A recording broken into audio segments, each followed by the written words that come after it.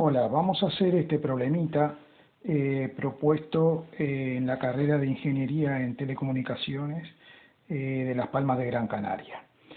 Bien, aquí tenemos un sistema formado por un cilindro. Aquí tenemos una polea y un bloque que está colgando.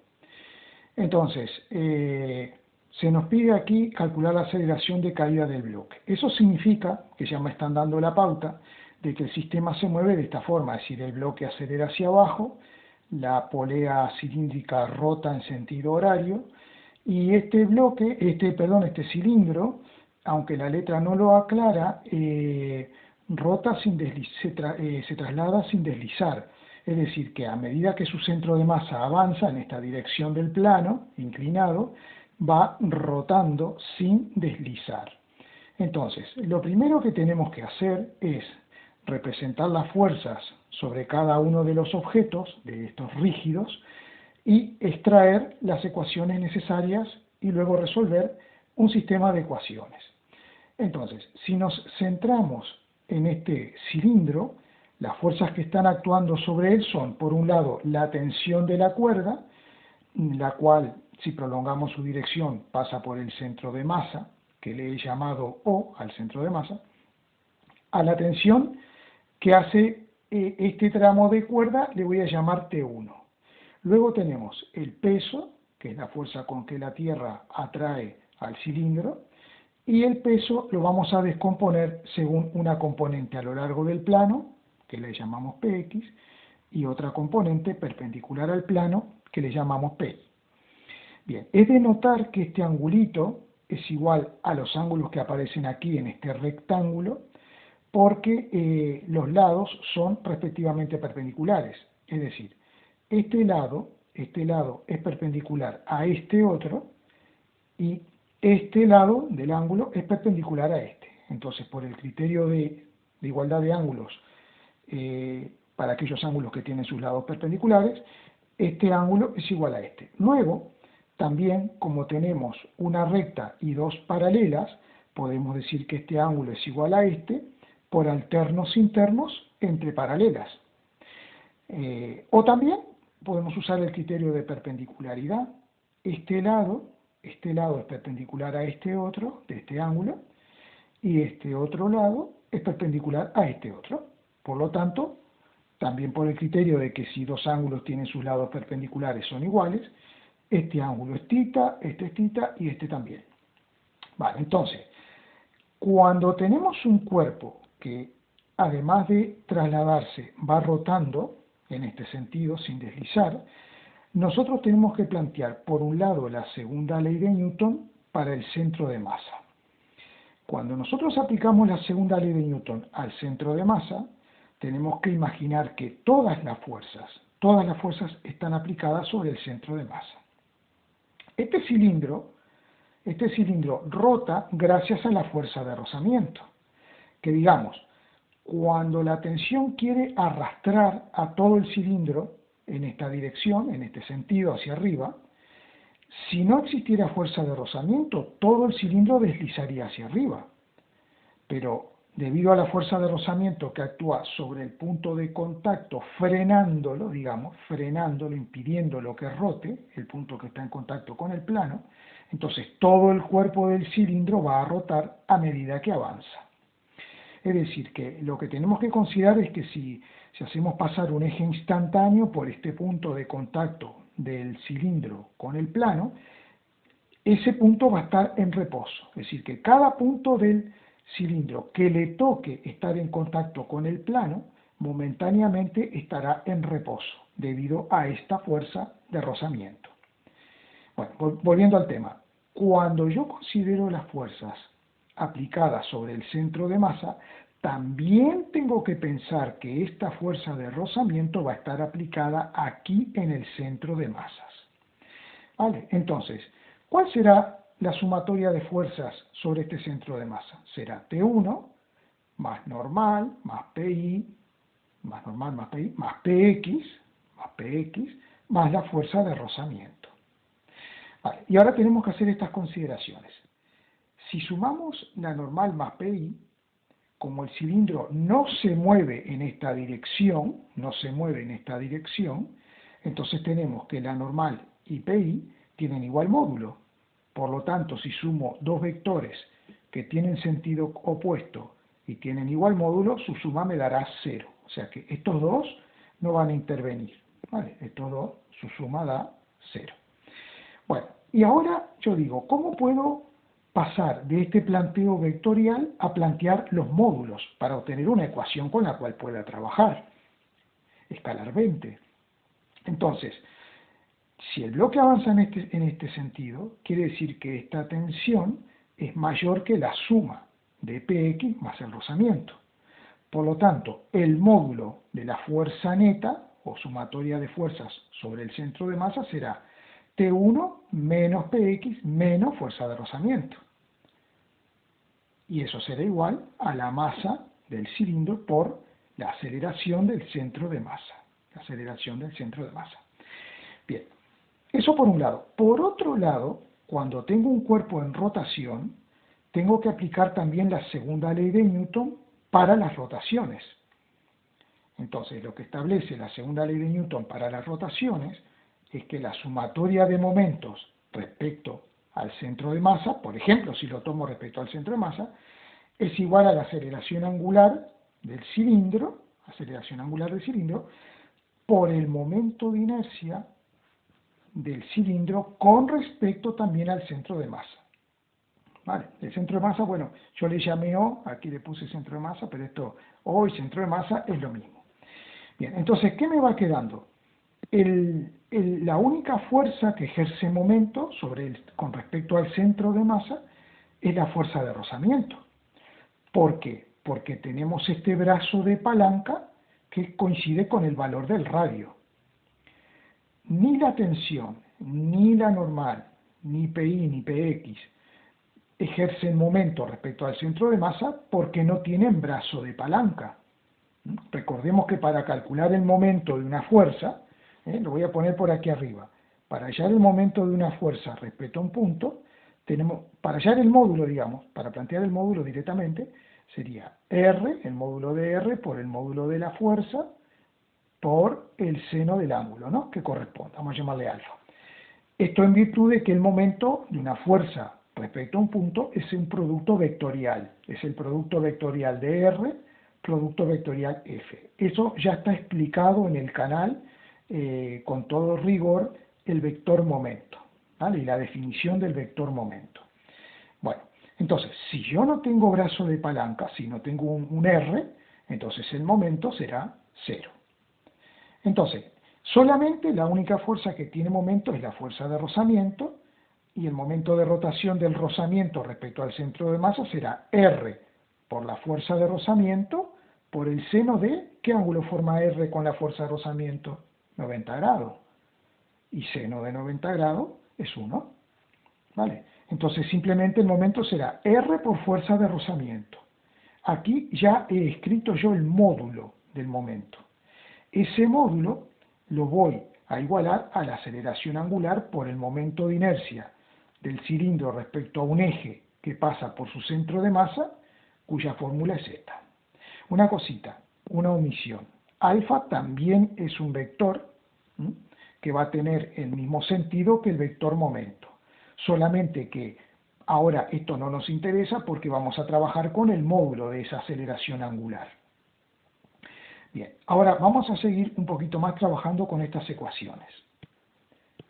Vale, entonces, teníamos esta ecuación que habíamos sacado nosotros aplicando la segunda ley de Newton al centro de masa, y tenemos esta ecuación que surge de la aplicación de la segunda ley de Newton para las rotaciones. Bien, hay una relación que es muy importante que establece que la aceleración del centro de masa de ese cilindro se puede escribir como la aceleración angular por el radio. Por lo tanto, si despejo la aceleración angular para sustituir aquí arriba, me queda aceleración del centro de masa dividido el radio. Hago la sustitución aquí en esta ecuación y puedo simplificar todos los radios, entonces me queda que fuerza de rozamiento es igual a aceleración del centro de masa sobre R, porque, a ver, antes había simplificado, esta R la simplifiqué con el cuadrado. Entonces, por eso me quedó fuerza de rozamiento, que la pongo aquí, igual a aceleración angular, que es aceleración del centro de masa sobre R, multiplicada por m por r sobre 2. Vale, entonces, también puedo simplificar este radio con este radio y finalmente llegar a esta expresión. Esta expresión, que me dice cómo puedo hallar la fuerza de rozamiento, la voy a sustituir ¿dónde? Aquí arriba en esta ecuación. Por lo tanto, la ecuación 1 se me va a transformar en esto. A ver, Px es mg por seno del ángulo. ¿Por qué? Volvamos para atrás un momento. Px, este vector, coincide con este. Miden lo mismo porque esta figura es un paralelogramo muy especial, es un rectángulo. Entonces, si yo quiero calcular Px, que es igual que este cateto opuesto al ángulo, plantearía la relación trigonométrica seno del ángulo. Seno de este ángulo es cateto opuesto, que es Px, sobre la hipotenusa, que es el peso, que es m por g. Por lo tanto, Px, ¿qué me va a quedar? M por g por seno del ángulo. Entonces, eso es lo que yo he puesto aquí. M por g por seno del ángulo, esto es Px. Menos la fuerza de rozamiento que acabamos de calcular, que es este término que pongo aquí, y lo igualo a la masa por la aceleración del centro de masa del cilindro. Bueno, todo lo que hice después fue transponer todos los términos que tienen aceleración para el segundo miembro, y al final me queda esto. Y entonces esta es la ecuación que en definitiva voy a obtener para el cilindro que viene subiendo por el plano. Vamos a seguir. Si ahora nosotros analizamos la polea está sometida a la tensión T1, que era la que provenía de este tramo de cuerda, y a T2, que es la tensión debida a este otro tramo de cuerda. Es decir, es la misma cuerda, pero cuando tenemos un sólido rígido, o sea, no es una polea ideal, estas tensiones no tienen igual módulo. Hay que notar que para que esta polea gire en sentido horario, evidentemente que como los radios son iguales, esta tensión tendrá que ser mayor que esta. Bien, para esta polea solamente vamos a plantear la ley de Newton para las rotaciones, porque su centro de masa está en reposo. Si imaginamos un eje que pase por el centro de masa, solamente esta polea está rotando, pero este centro de masa no se está trasladando para ninguna parte, o sea que está en reposo. Vale, entonces, la sumatoria de los momentos es igual a la aceleración angular por el momento de inercia respecto al centro de masa, y entonces simplemente el módulo del momento neto o la sumatoria de los momentos será R por T2 menos R por T1. ¿Por qué? A ver, ¿por qué? Porque esta tensión, digamos, quiere que la polea gire en este sentido, creando un momento que será R por T2 por seno del ángulo, que vale 90. Y seno de 90 grados es 1. Es decir, que el momento de esta fuerza es R por T2. Pero esta tensión, digamos, lo que intenta es que la polea gire en este otro sentido. ¿Vale? Y el momento de esta tensión es R por T1, por seno de 90, que es 1. Entonces, como en definitiva la polea termina moviéndose en sentido horario, el momento de esta tensión es mayor que el momento de esta otra tensión. Por eso el momento neto será R por T2 menos R por T1. ¿Vale? Porque yo estoy sumando dos vectores momentos que son opuestos. El momento de esta tensión es entrante, por lo que ya se discutió en su día sobre el sentido del vector momento, y el momento de esta tensión es un vector saliente. Es decir, que para sumar dos vectores que tienen sentido opuesto, resto el mayor menos el menor. Por eso pongo esto que está aquí.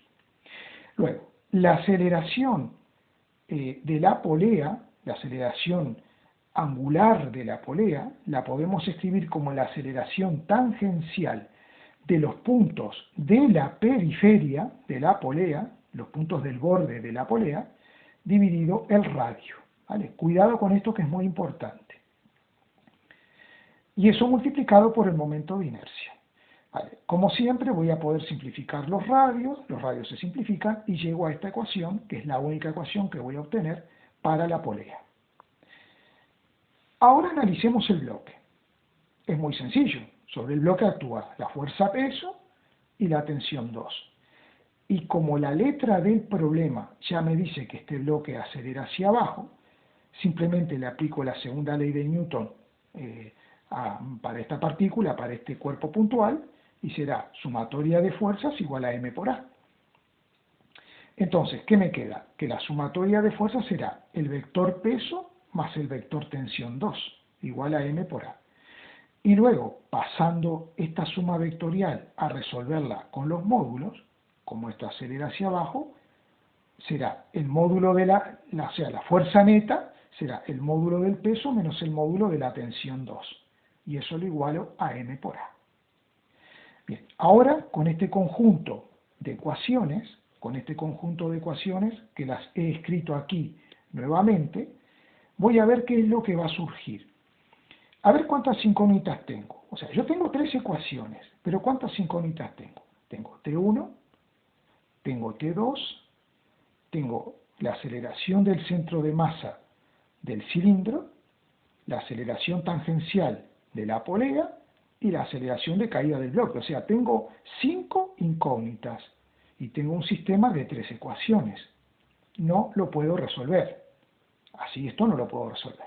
Entonces, vamos a analizar un poquito la situación.